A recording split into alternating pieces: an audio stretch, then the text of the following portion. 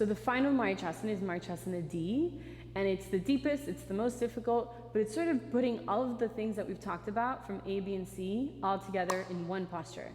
So we take the legs from Marichasana B, but we do it with a twist.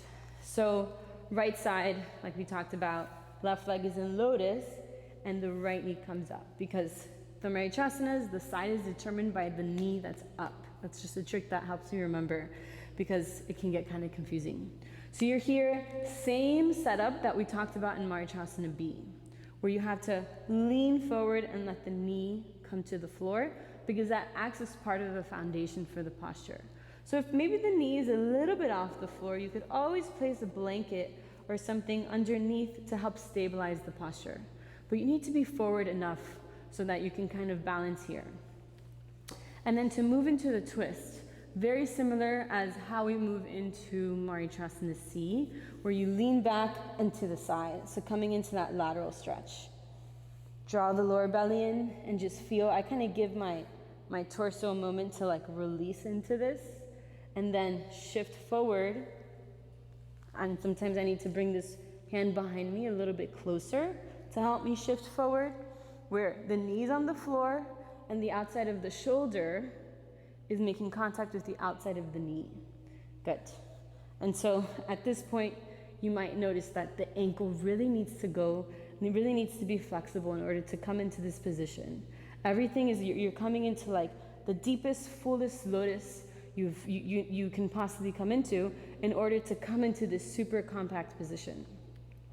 So just taking that into consideration, that you need to have a very, very comfortable lotus before attempting this. And I'm going to show you alternatives after all of this.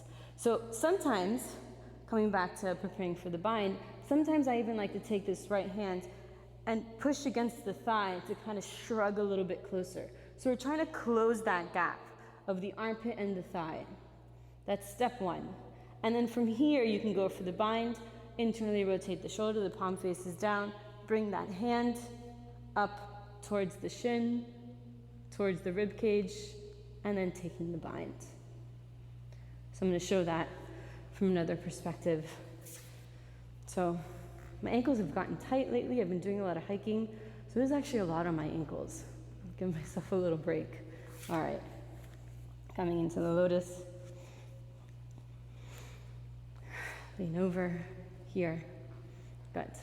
And then to come into it, shift forward. And you might need to wiggle a little bit here a few times. And we're here, bringing that hand towards the shin. You also might need to wiggle the hand, going around and taking the bind. And once you're here, same thing as C, drop the tailbone, reach it forward, lift the heart, reach it back. And then you could also even bring this in towards the center a little bit more, kind of gathering the energy at the foundation by drawing this knee in. And that kind of gives the sensation of drawing it in, drawing into the center of the pelvis, and then lifting that energy up through the twist. And that's more of like an energetic internal form sensation. So very similar to everything we've talked about for Marichasana B and Marichasana C. We're sort of combining those two things. And if you need a variation, same thing as Marichasana B, you can either do it with the foot tucked, twisting, same twist. It's interesting because if you're not in lotus, the foundation feels a little bit like less stable with this for some reason, but it's not impossible. Or you can do this version with the ankle on the knee, and this one's actually kind of a really cool variation. I really like it, where you bring the hand behind you and you bring the elbow to the bottom of the foot, and then you press into the foot to move into the twist.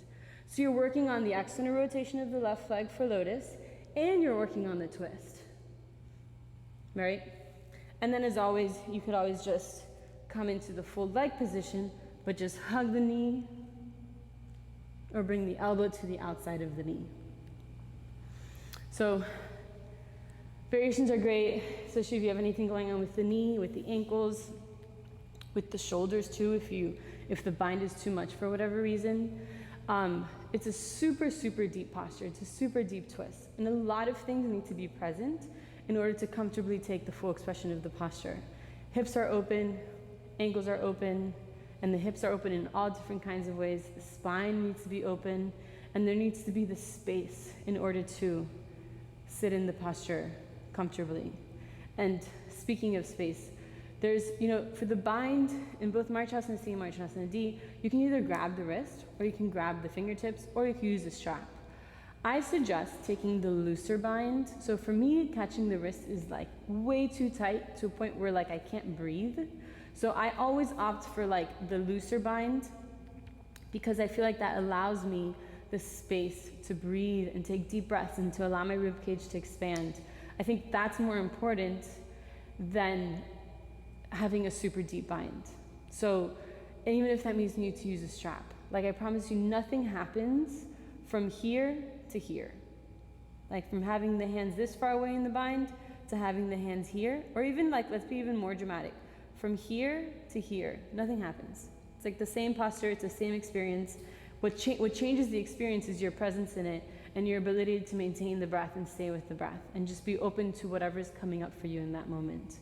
So twisting is a really good opportunity to learn how to breathe in difficult situations, or how to breathe in a way that you're not normally used to breathing, because the front of the body isn't as accessible. So we need to find new spaces to breathe into. Learning to breathe into the backside when you're in the twist. So imagine like someone has your hand on the backside and you're breathing into their hands. And that's gonna change the experience of the breath in the practice. If you learn to find those new ways of breathing when the body is in these difficult positions. All right.